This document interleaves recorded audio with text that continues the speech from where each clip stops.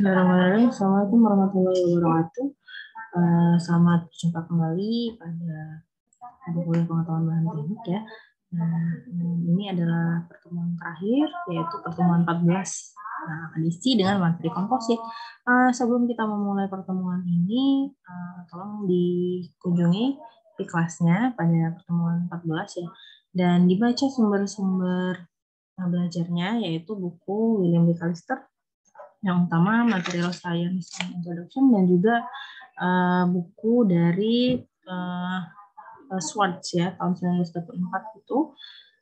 Juga ada beberapa jurnal yang sudah ditetapkan sebagai sumber belajar utama, sehingga video pembelajaran kali ini adalah penjelasan singkat setelah Anda membaca sumber pembelajaran yang ada di kelas. Oke.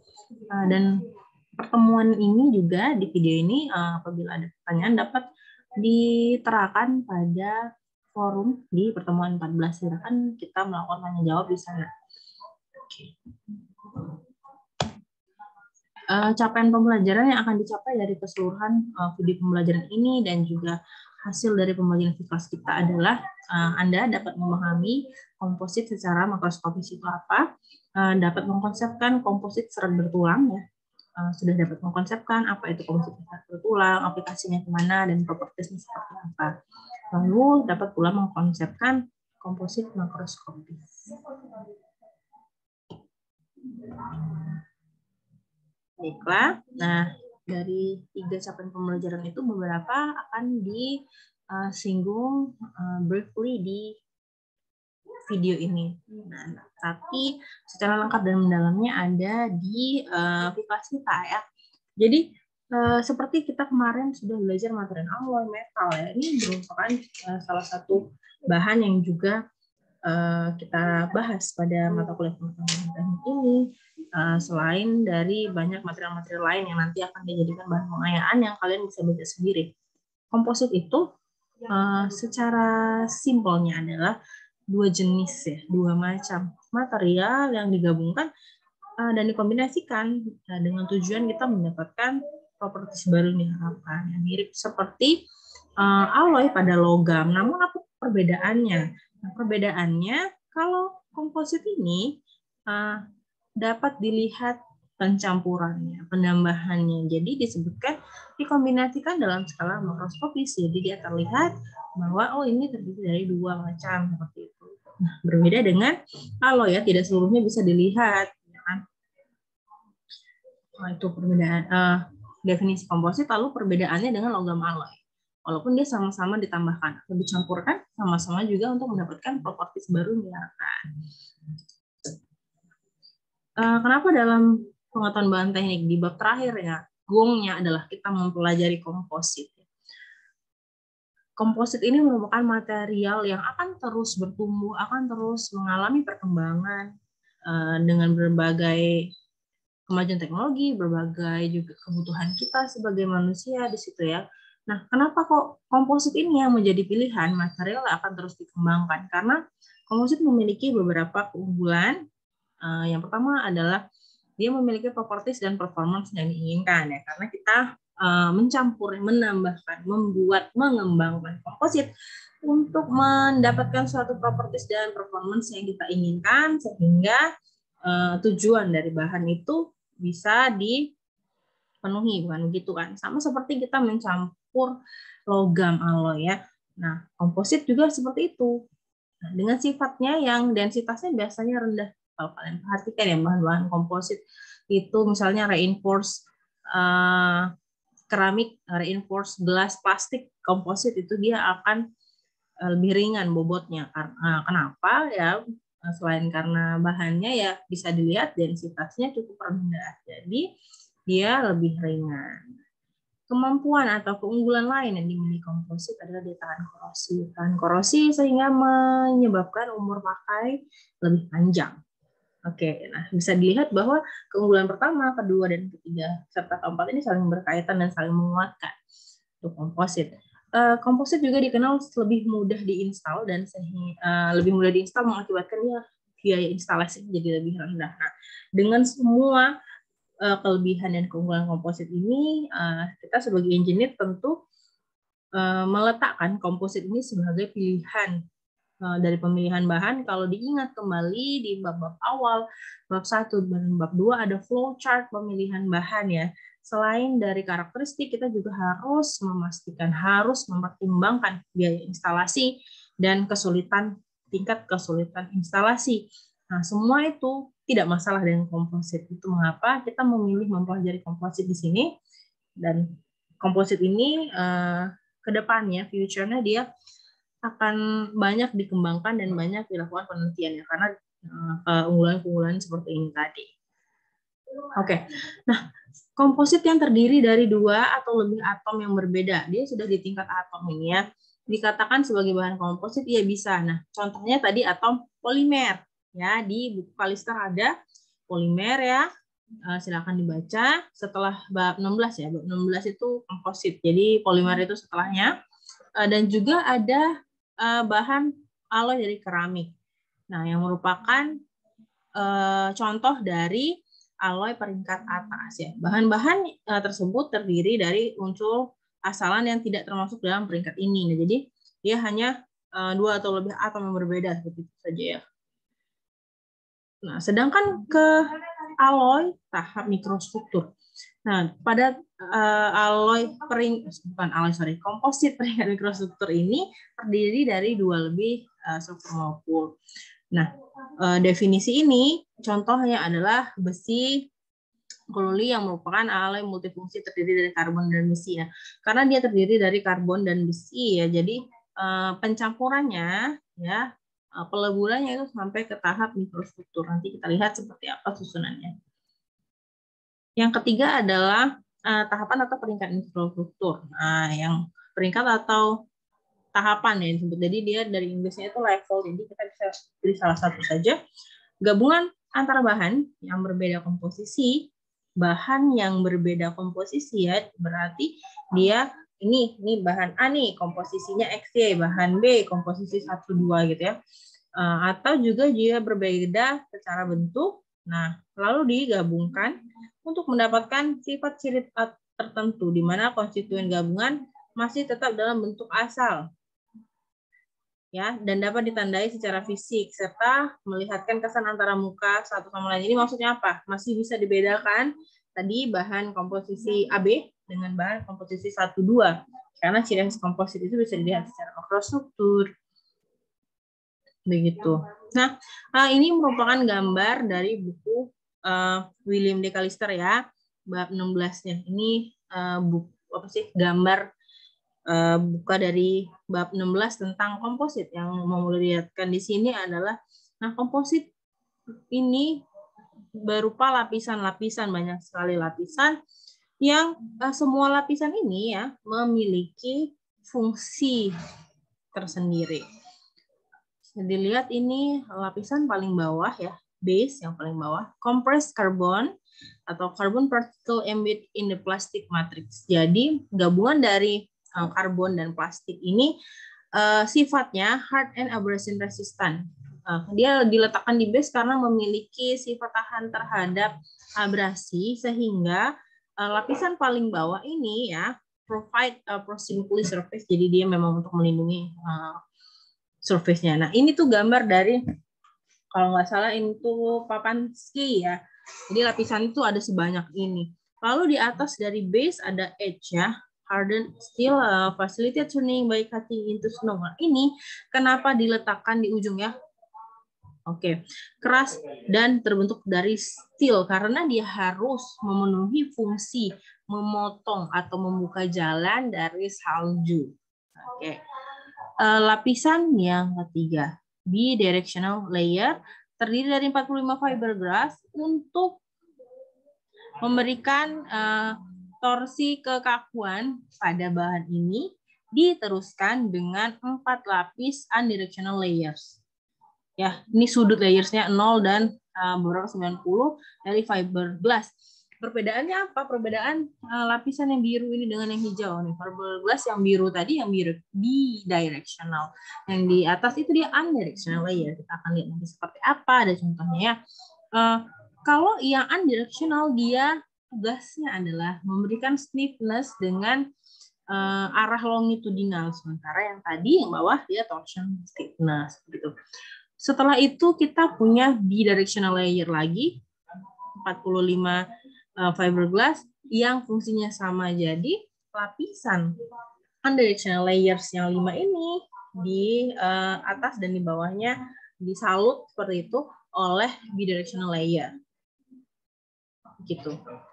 Selanjutnya ada lapisan dari damping layer yang gunanya adalah meningkatkan shatter resistance dari benda ini ya. Lapisan biru selanjutnya di atasnya adalah core warp. Nah, jadi ini adalah yang di bawah core warp ini ya, yang kita sebut sebagai core-nya atau inti dari Papansky ini. Lalu yang tebal, berarti ini tuh yang bawah ini yang warna orange yang damping layer sampai ke base tadi itu menyalut si core. Nanti kita lihat apa guna core itu. Apakah dia hanya memberikan kekakuan atau dia hanya sebagai apa gitu ya. Nah, ini ditulis ya, dia berupa plastik sebagai filler. Lalu ada tahap sama ini lapisan atas dan bawahnya core warp dan sama hingga ke top. Ini base gitu ya. Oke. Jadi di top ABS ini gunanya berbeda nih dengan yang base. Padahal dia sama-sama paling luar seperti itu. Nah, kalau yang paling atas, kenapa dia tulis allow glass transition temperature used for contaminant as cosmetic purpose. Jadi dia tidak hanya melindungi dari ini memiliki atau mengandung ya low glass transition temperature. Lalu dia digunakan untuk sebagai kosmetik, jadi sebagai sesuatu nilai, memberikan nilai estetika pada yang ini. Terlihat sekali yang base ini berbeda ya, karena lebih bahannya, lihat bahwa ini adalah karbon plus plastik, yang bawah dia jelas lebih keras ya. Dan memang untuk melindungi dari abrasi yang base, sedangkan yang atas ya tujuannya melindungi, namun juga dia memberi nilai estetika. Nah, ini lapisan-lapisan yang sebanyak ini, ya, itu kita nyebutnya ya komposit keseluruhannya. Tapi per ini juga komposit. Ini lihat base dia terdiri dari karbon dan plastik, komposit ya. Ya kan gitu. Ini fiberglass, ada fiber ada glass. Kita lihat nanti apa susunannya. Baik, nah ini gambar diambil dari buku utama kita William Nicolister juga ya, memperlihatkan bahwa yang mempengaruhi itu tidak hanya komposisi saja, berapa banyak A, berapa banyak B, tidak seperti itu ya, karena yang mempengaruhinya ya, nih dibacain. Schematic representation of the having geometrical and spatial characteristic of particle of the diverse phase that may influence the properties of composite. Karena salah satu keunggulan dari komposit dia adalah memiliki properties dan performance yang diinginkan, maka kita perlu mempertimbangkan apa saja yang akan mempengaruhi properties tersebut. Nah, tidak hanya berapa banyak, tidak hanya komposisi 40% kaca, 60% keramik misalnya ya. Namun juga kita perhatikan.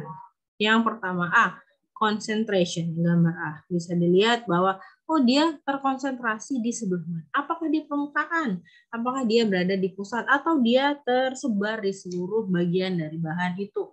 Itu maksud dari concentration. Dan B adalah size, bentuk yang dimasukkan ke situ. Bisa dilihat ya bahwa di atasnya kita punya 4 dengan besaran yang lebih kecil dibanding yang ada di bawah 2, namun dia besar.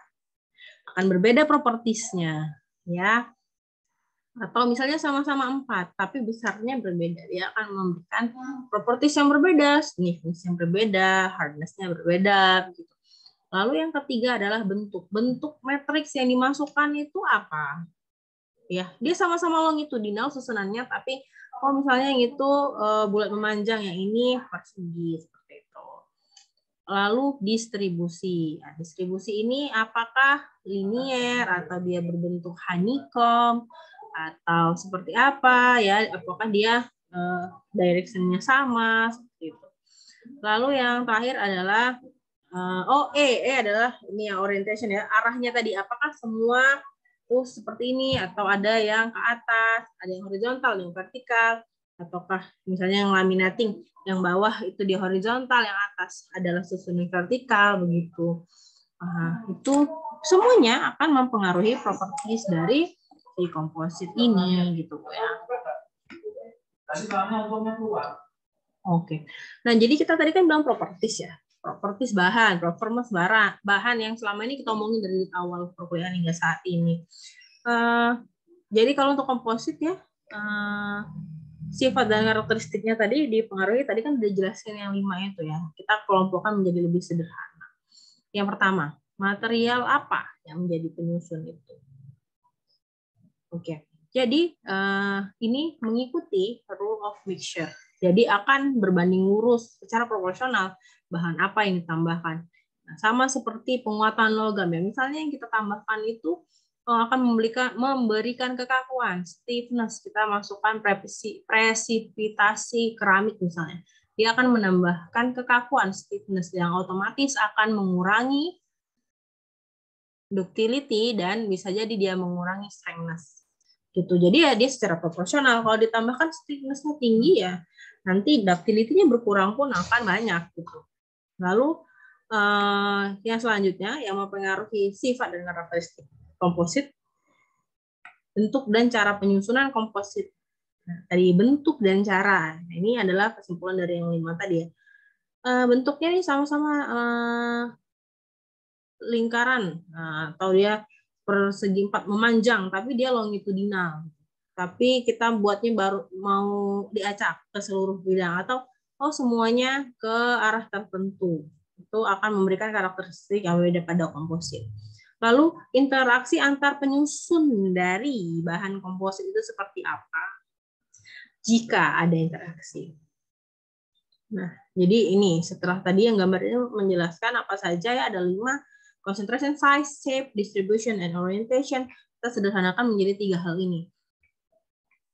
Baik, nah jadi apa sih sebenarnya pengaruh dari tadi orientation and concentration ya. Berarti ini kita ambil yang awal sama akhir sekali dari yang 5 ini. Ya. Nah, bisa dilihat di gambar ini ya. Ini dari bab 16 William D. Callister. Silakan bukunya dibuka. Terlihat kan bahwa gambar A, B, dan C yang pertama adalah continuous align. Dia lihat nih, panjang-panjang dan saling berterusan. Lalu akan berbeda nih propertiesnya, lihat sama yang ini. Apa ya bedanya? Sama yang C nih. Discontinuous and randomly oriented fiber inverse composite. Jadi dia mungkin panjangnya dia sama nih sama yang B, tapi dia discontinuous. Terus mungkin ada yang punya pertanyaan, apakah benar ini akan memberikan karakteristik yang berbeda nih, properties yang berbeda? Bukannya dia fiber yang diinputkan ini misalnya jumlahnya sama nih, panjangnya sama. Mari kita lihat lagi bersama contoh yang dari awal sudah kita lihat bahwa ada bidirectional layer, ada unidirectional layer yang akan memberikan fungsi yang berbeda kepada suatu produk. Hal ini sudah membuktikan bahwa akan berbeda gitu. Nanti propertiesnya, gunanya satu sama lain gitu. Oke, kita lihat. Nah, seperti ini adalah skema dari strain stress ya yang dimiliki oleh yang A. Ya. Kita lihat nih. Bahwa fiber, ini fibernya, ini matriksnya tambahkan, lihat ya. Bahwa fiber ini strainnya hanya bisa sampai sini. Bisa digambar ya.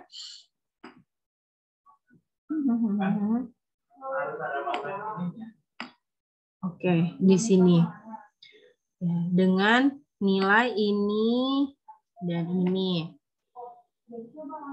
Sementara yang B ya, diperlihatkan schematic stress for line fiber reinforced composite yang expose kepada unaxial stress apply in a direction alignment. Nah, dari judulnya aja kita bisa lihat bahwa arah-arah atau ya arah si fibernya itu juga akan mempengaruhi bagaimana dia bereaksi terhadap stress strain yang dikenakan terhadapnya. Nah, untuk yang B ada pergeseran sedikit dari yang ini tadi ya. Yang pertama dia ini menjadi yang kedua, ada pergeserannya, itu dituliskan atau dilambangkan menjadi stage 2 dengan penambahan ya, dengan susunan fiber reinforce tadi, align fiber reinforce ya, dia failure-nya bergeser, strain-nya bergeser dari tadi hanya segini angkanya, mungkin ini sekitar 5, ini bisa 2 kali lipat ya, bisa jadi 10 begitu.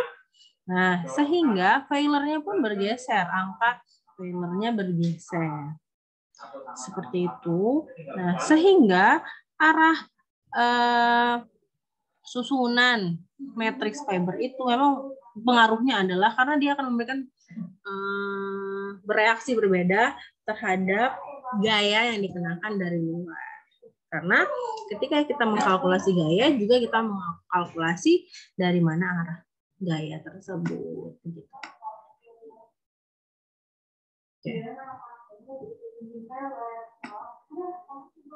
Oke ya. So. Kembali ke mas biasa.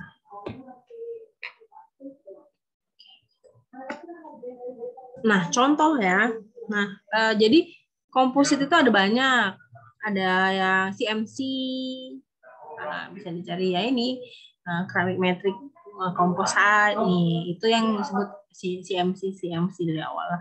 Apa yang terjadi pada keramik metrik komposit ini secara umum? Nah, apa yang kita lihat? Bagaimana si komposit ini, ya, matriks di dalam komposit ini, si keramik ini bekerja atau menyikapi si gaya dari luar gitu ya.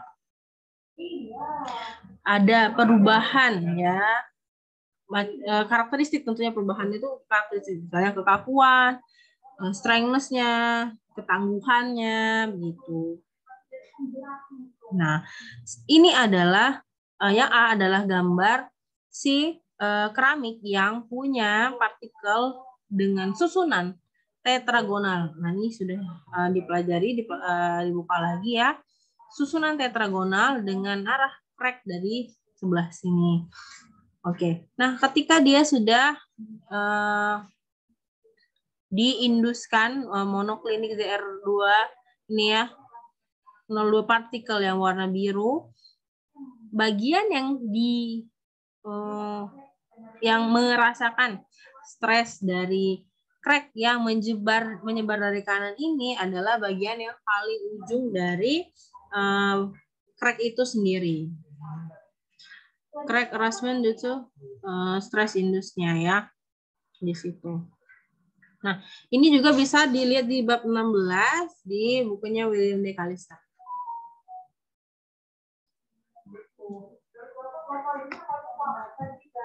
Dipelajari lagi. Nah, apa yang perlu kalian pelajari ya? Dicek lagi di keramik metrik komposit ini. Selain dari karakteristik, susunan mikro dan makronya, apakah dia berubah ketika diberikan atau dijadikan komposit? Biasanya keramik ini dikompositkan dengan apa? Silakan dicari ya.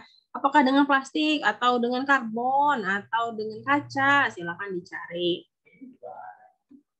Lalu contoh yang selanjutnya adalah karbon-karbon komposit. Karbon komposit ini sisi sebutannya ya, adalah yang paling menjanjikan. Nah, ini yang paling banyak penelitian yang ada sampai sejauh ini dan mungkin akan tetap banyak ya. Gitu. Kenapa? Nah, karena materi ini menjanjikan itu karena di sifat karakteristik fisiknya sangat baik.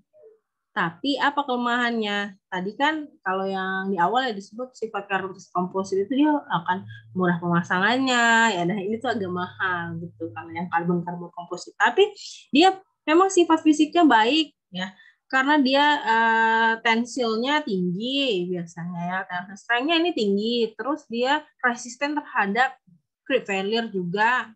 Lalu dia karena dia resisten terhadap free value, jadi biasanya sampai titik failure-nya itu tinggi. Jadi butuh gaya atau tekanan luar yang besar untuk mengakibatkan kerusakan pada karbon komposit.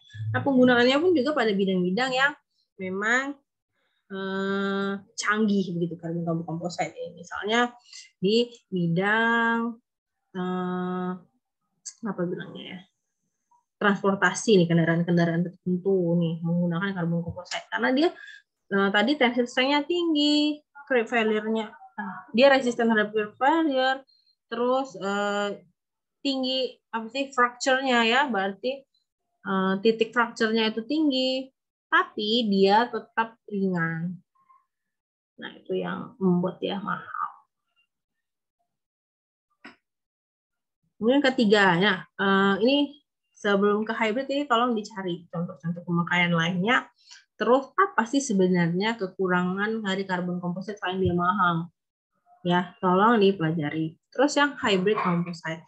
Hybrid composite ini bisa terbilang baru, tapi contohnya tuh apa? Hybrid composite itu macam-macam. Yang umum, yang banyak disebut orang adalah carbon glass composite ini. Nah, carbon fiber ini, karbon fiber itu kan sifatnya kaku dan dia low density. Kenapa dia mahal? Karena si carbon fiber ini dia properties yang diharapkan itu dia low density, tapi kaku, tapi juga punya keteguhan, toughness dan strength-nya yang baik, gitu. Dibilang tinggi ya, tapi baik. Nah, jadi hybrid composite ini digunakan pada bidang-bidang khusus yang harus dicari tahu dan kita diskusikan ini di forum itu nanti. Jadi sifat-sifat hybrid sama karbon ini kan berbeda. Nah, contoh-contohnya juga berbeda dan digunakannya tapi di mana nih? Apakah di bidang yang mirip-mirip? Kenapa gitu ya? Baik. Nah, tadi setelah kita bicara jenis-jenis ya, terus susunan-susunannya, kita lihat lebih jauh struktur komposit ini. Oke. Nah, struktur ini kalau kita lihat ya, ini mudah kita cari sehari-hari. Struktur dari komposit itu tadi kita bicara ke mikronya, kecil-kecil, susunannya directional, random, dia longitudinal tapi terus gitu ya. Nah, kita lihat ini secara makro.